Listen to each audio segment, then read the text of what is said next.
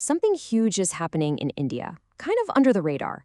The government is placing a massive, high-stakes bet that could totally rewrite the country's economic future. So let's dive in and break down what's really going on. Okay, so it all kicks off with this number, 1 lakh crore rupees. That's 8 trillion rupees. We're talking a 1 with 12 zeros after it. That's the staggering size of a brand new fund for research and development. It's an absolutely unprecedented bet to shift the very foundation of India's economy. So you got to ask, why so much money?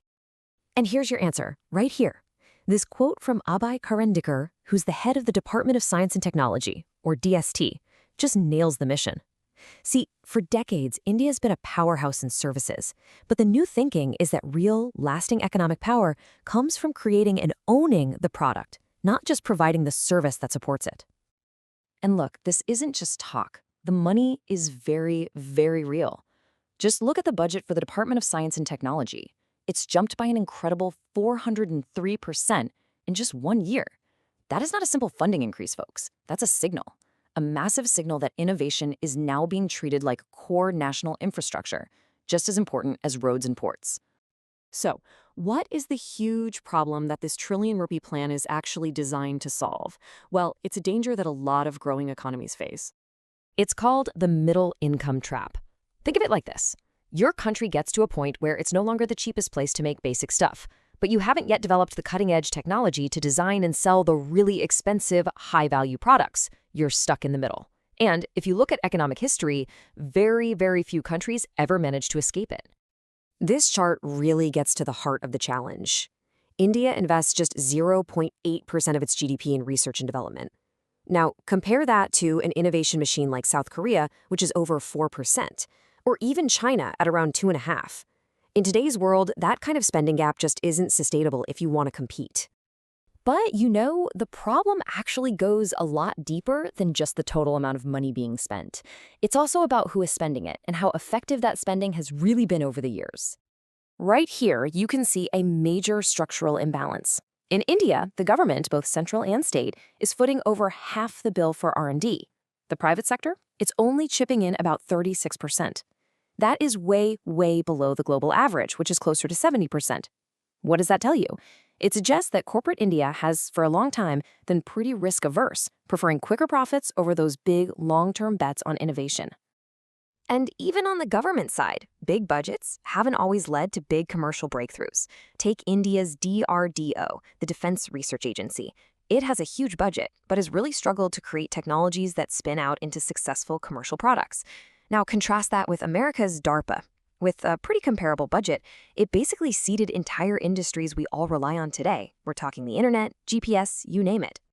Okay, so with all these deep-rooted problems, the government decided it needed a whole new blueprint. And that is where this 1 lakh crore rupee solution comes in. Now, this is absolutely crucial. This new fund is not like typical venture capital. It's all about something called patient capital. This is money that can afford to wait 10, even 15 years for a return. Why is that so important? Because it's designed to bridge the infamous valley of death, that gap where so many promising new technologies die because traditional investors want their money back in just 5 to 7 years. So how is it actually going to work? Well, the money flows from a special government fund to professional private sector fund managers. These pros then invest in private company projects. But here's the kicker. The company itself has to put up at least half the money. This model is brilliant because it blends public money with private sector expertise, and it makes sure everybody has some skin in the game. This line right here perfectly captures the whole mental shift. The Department of Science and Technology is trying to transform itself from a slow-moving agency that just hands out grants to a strategic, risk-taking investor. You can almost think of it as a sovereign venture capitalist for the entire nation. It's a really elegant and ambitious plan, for sure. But, a plan on paper is one thing. Actually making it work in the real world, that's a completely different ballgame.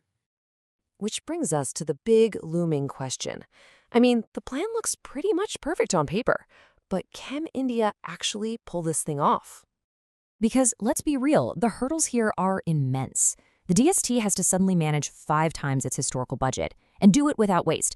Some of its agencies need to scale up their abilities by a factor of 200.